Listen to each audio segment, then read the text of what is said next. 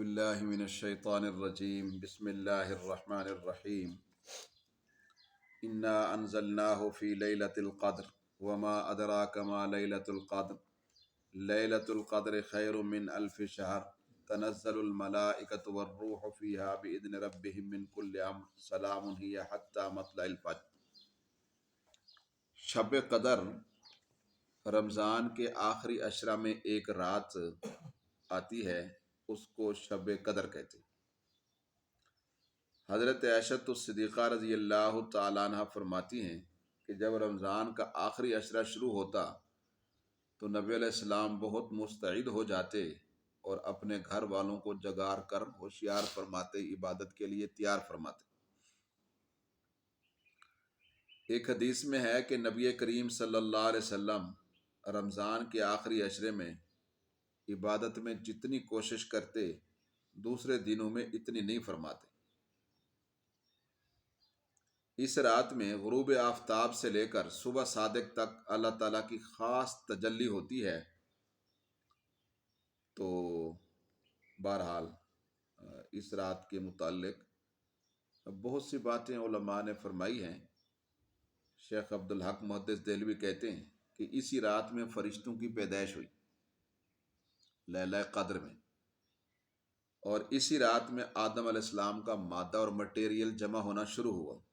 تو یہ بڑی فضیلت کی رات ہے۔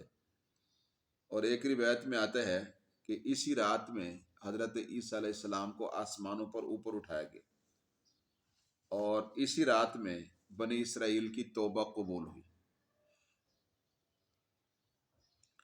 باقی یہ سوال ہے کہ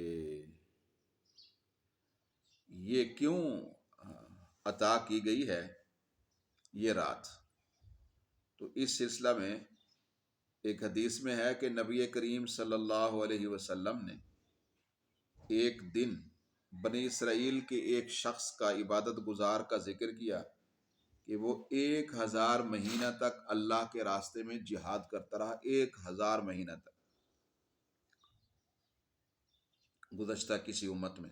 تو صحابہ کرام کے دل میں یہ خیال پیدا ہوا کہ ہماری عمریں اور زندگیاں تو اس کے مقابلے میں نہ ہونے کے برابر، کاش کہ ہماری زندگیاں بھی زیادہ ہوتی تو ہم بھی اللہ کے راستے میں زیادہ وقت دیتے اور زیادہ جہاد کرتے اور زیادہ عبادت کرتے۔